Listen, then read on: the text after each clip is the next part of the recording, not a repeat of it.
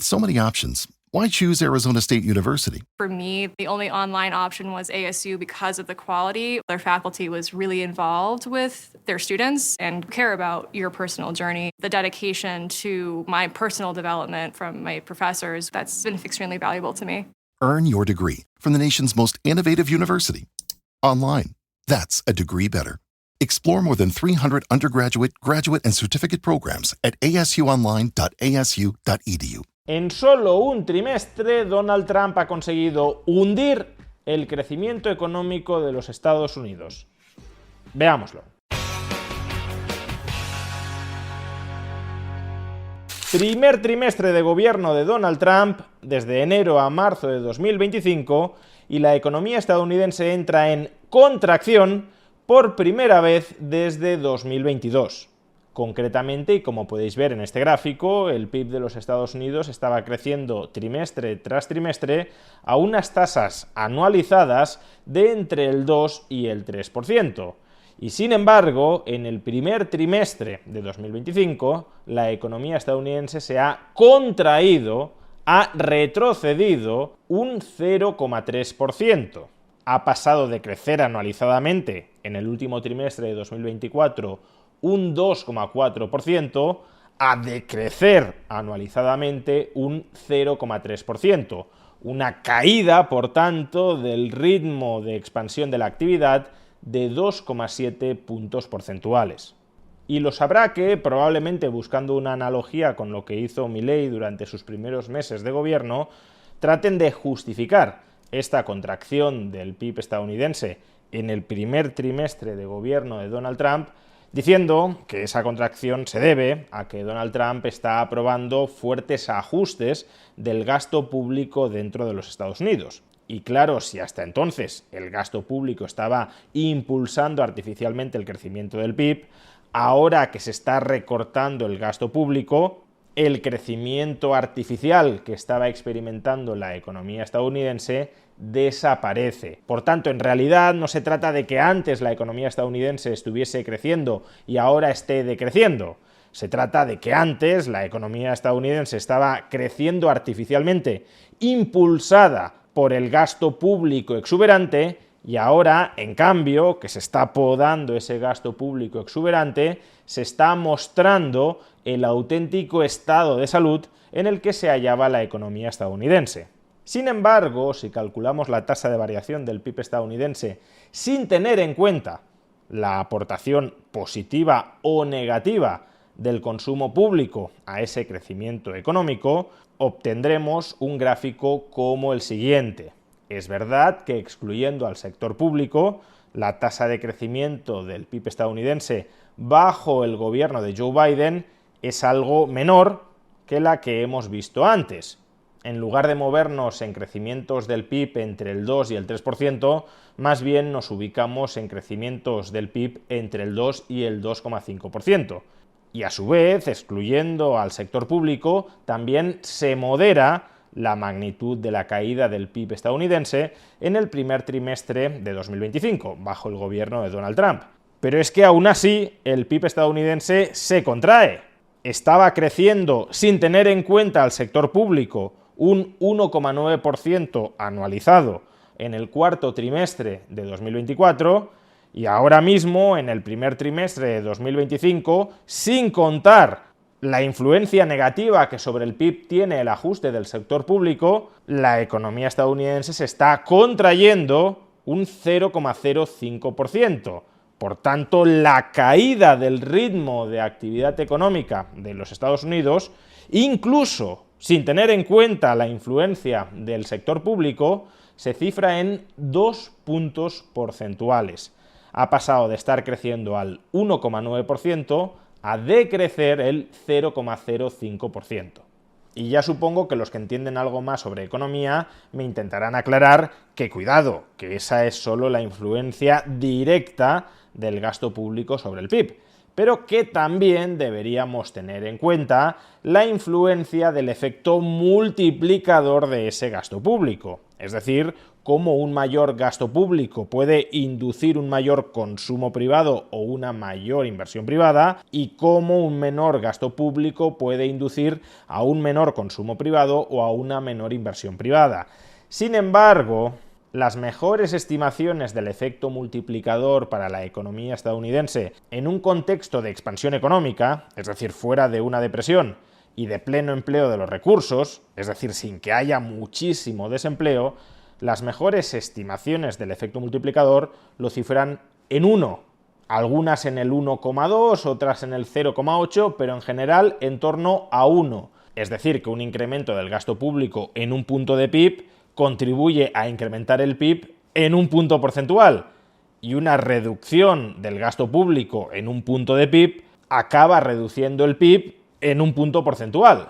Por tanto, los cálculos que hemos hecho antes, incluso teniendo en cuenta el efecto multiplicador, son cálculos bastante ajustados a la realidad. Y como vemos, la contracción del PIB no se puede explicar por el ajuste del gasto público. No es que el ajuste del gasto público no haya tenido, a corto plazo, una influencia negativa sobre el PIB, que la ha tenido y la verdad es que esa no me preocupa en absoluto. Al contrario, esos recursos que antes eran absorbidos por el gasto público ahora tenderán a recolocarse en la economía privada y a generar más riqueza en ella.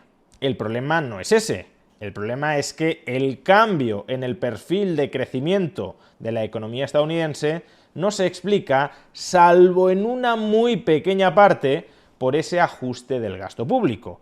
Y si el gasto público no es el responsable de que la economía estadounidense estuviese creciendo anualizadamente al 2,4% y ahora haya pasado a decrecer anualizadamente un 0,3%, ¿quién tiene la culpa de este cambio tan brusco en tan poco tiempo? Y antes de responder a esta cuestión, dejadme que os recuerde que si queréis seguir rentabilizando vuestros ahorros, pero en estos momentos de incertidumbre económica, en estos momentos en los que se atisba el riesgo de contracción económica, no os sentís cómodos con algunas opciones tradicionales de inversión, como pueden ser la renta variable, bastante volátil en momentos de incertidumbre y no digamos ya en momentos de contracción económica no prevista, una alternativa conservadora de la que disponéis es invertir en renta fija, algo que podéis hacer a través del broker de la plataforma que apadrina este vídeo, Freedom24. A través del broker de Freedom24 podéis acceder a una amplísima variedad de activos financieros, entre ellos la selección de ETFs, de fondos cotizados, que invierten en bonos corporativos, es decir, en renta fija privada, deuda emitida por grandes empresas europeas o estadounidenses que abonan periódicamente un cupón, un interés fijo que para las empresas europeas promedia el 6% anual y para las empresas estadounidenses el 7% anual. Por tanto, invirtiendo en alguno de estos ETFs de renta fija corporativa, que ya han sido preseleccionados por Freedom24 para facilitar el proceso, el inversor puede conseguir una rentabilidad promedio, repito, del 6% anual en euros y del 7% anual en dólares. Si quieres obtener más información sobre Freedom24 y sobre los ETFs en renta fija corporativa que la propia plataforma de Freedom24 ha preseleccionado para el ahorrador conservador, puedes obtener esa información pinchando en el enlace que aparece en la caja de descripción de este vídeo o en el comentario destacado. Bien, entonces, si la responsabilidad en este cambio de perfil de crecimiento de la economía estadounidense no cabe buscarla esencialmente en el ajuste del sector público, ¿dónde cabe hacerlo? Pues si nos fijamos en este gráfico, superficialmente podríamos decir, y este es por desgracia el análisis que está haciendo la mayoría de comentaristas, si nos fijamos en este gráfico, superficialmente podríamos decir que la responsabilidad reside en la aportación negativa del sector exterior al PIB. Como vemos, en trimestres anteriores, la influencia del sector exterior al crecimiento del PIB era prácticamente nula o irrelevante. Sin embargo, en este trimestre, el sector exterior prácticamente ha restado 5 puntos de PIB de crecimiento. El sector exterior simplemente es la diferencia entre las exportaciones y las importaciones. Se suele decir que las exportaciones suman al PIB y las importaciones restan del PIB. Y lo que ha sucedido es que las exportaciones casi no han sumado al PIB y en cambio las importaciones han restado mucho del PIB. Por tanto, el efecto neto del sector exterior sobre el crecimiento económico de los Estados Unidos es de menos 4,8 puntos porcentuales. ¿Y por qué se han disparado tanto las importaciones? ¿Y ese aumento de las importaciones ha restado tanto al PIB? Pues según muchos comentaristas, esto se debe a la expectativa de la imposición de aranceles a partir del segundo trimestre de este año. Básicamente, familias y empresas comenzaron a comprar mucho al exterior en anticipación de los aranceles que se impondrían a partir del segundo trimestre del año. Lo que pretendía comprar en el segundo o tercer o cuarto trimestre de 2025, lo compro en el primer trimestre del año para ahorrarme pagar aranceles. Con lo cual, si esto fuera todo, la caída del PIB en el primer trimestre de 2025 sería en el fondo una especie de ajuste estadístico. Se trasladan parte de los gastos futuros al primer trimestre del año y eso provoca que durante ese primer trimestre se crezca menos o se decrezca a cambio de que en los próximos trimestres se crezca más. Pero cuidado, esta sería una interpretación muy errónea de lo que ha sucedido. Y para entender por qué, es muy importante a su vez comprender por qué las exportaciones suman al PIB y por qué las importaciones restan al PIB. El PIB lo que pretende medir es el valor de la producción final interna de un país. Es decir, cuánto vale lo que ha producido una determinada economía, en este caso Estados Unidos, durante un determinado periodo de tiempo, por ejemplo, un año o en este caso un trimestre. Y claro, una forma de medir cuánto vale lo que hemos producido es a través del gasto dirigido a comprar eso que hemos producido. La finalidad de ese gasto dirigido a comprar lo que hemos producido internamente puede ser o el consumo o la inversión, pero en cualquier caso estamos hablando de gasto interno. Ahora bien, utilizar el gasto interno como proxy para medir el valor de la producción interna, el PIB, tiene un problema, o más bien dos.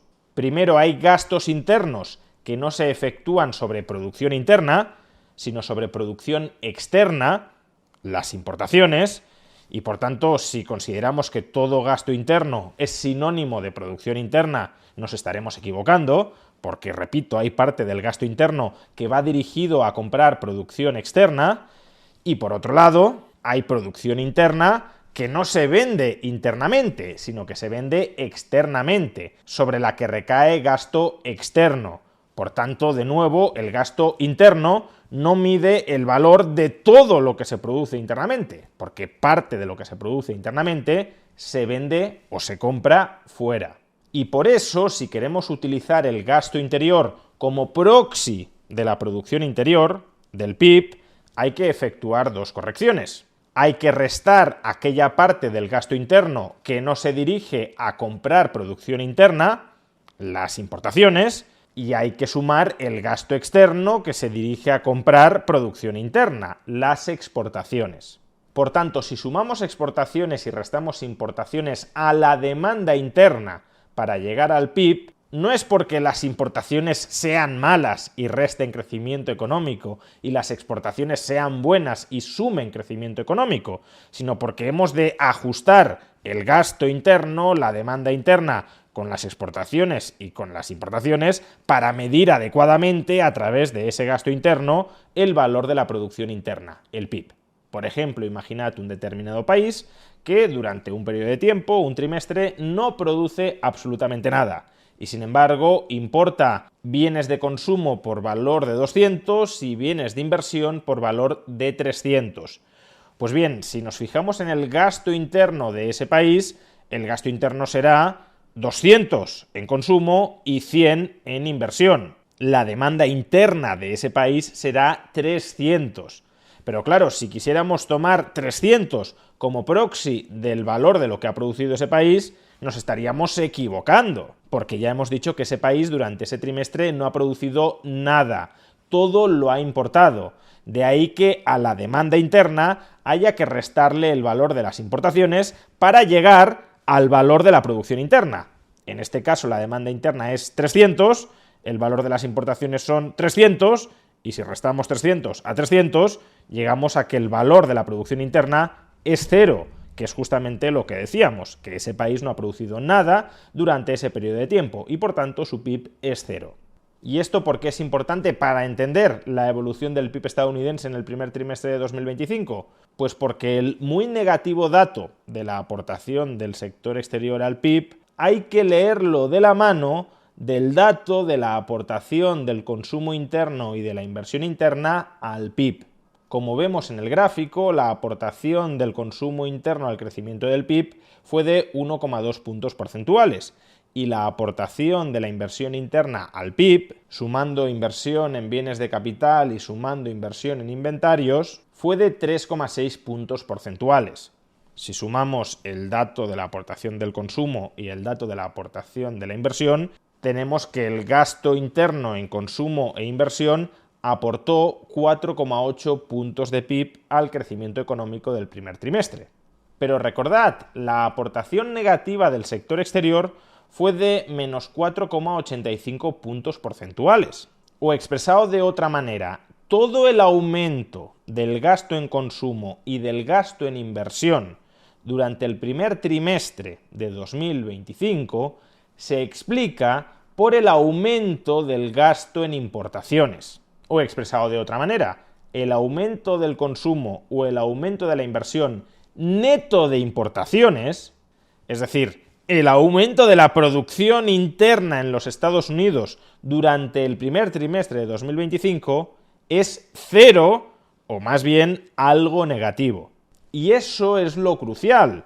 Lo crucial es que si nos abstraemos del aumento extraordinario del gasto en consumo y del gasto en inversión interna en los Estados Unidos para protegerse del aumento en aranceles que se esperaba en el primer trimestre que estuviese por llegar, el PIB estadounidense no ha crecido absolutamente nada. El gasto en producción interna, en consumo o en inversión interna, se ha estancado completamente o incluso ha decrecido un poco con respecto al cuarto trimestre de 2024. ¿Y esto a qué se debe? Pues la explicación más verosímil es que se debe justamente a la incertidumbre generada por la errática política comercial de Donald Trump. Esa incertidumbre ha hecho caer la bolsa estadounidense. Durante el primer trimestre del año el Standard & Poor's 500 cayó un 5%, y eso tiene un efecto riqueza, es decir, los ciudadanos estadounidenses se notan menos ricos, se perciben más pobres y por tanto recortan su gasto en consumo, y sobre todo esa incertidumbre ha paralizado las decisiones, digámoslo así, estructurales de inversión en los Estados Unidos. No se está invirtiendo más porque las empresas no tienen claro cómo va a ser el futuro. De hecho, y dado que en general, en Estados Unidos y en cualquier otro país, el gasto en inversión es bastante más volátil que el gasto en consumo, el hecho de que todo el gasto adicional en consumo e inversión sea igual al gasto adicional en importaciones, sugiere más bien que el consumo en producción interna probablemente haya aumentado algo y en cambio la inversión en producción interna haya caído. Es decir, que las empresas estadounidenses, quitando las compras anticipadas de importaciones para protegerse de los aranceles, están invirtiendo menos ahora que en el trimestre anterior. Ese es el resultado, por tanto, de la guerra comercial de Donald Trump para los Estados Unidos. De estar creciendo a una tasa intertrimestral anualizada del 2,4%, o si quitamos la influencia del sector público del 2%, a estar experimentando una contracción de la actividad económica. Consumo y sobre todo inversión a la baja. Y este es un sabotaje contra la economía estadounidense que no viene de enemigos exteriores, sino de enemigos interiores, de su propio gobierno. Un gobierno que en el primer trimestre de 2025 anunció que iba a aprobar una de las mayores subidas de impuestos, los aranceles, de toda la historia de los Estados Unidos. Y tras ese anuncio, los ciudadanos estadounidenses reaccionaron paralizando su gasto en consumo y en inversión sobre la producción interna de los Estados Unidos. Un gobierno que en el primer trimestre de 2025 anunció que iba a aprobar una de las mayores subidas de impuestos, los aranceles, contra los ciudadanos estadounidenses. Y por ello, mientras los pauperizadores aranceles contra el comercio de Donald Trump sigan en vigor, las cosas no irán a mejor, sino que irán a peor.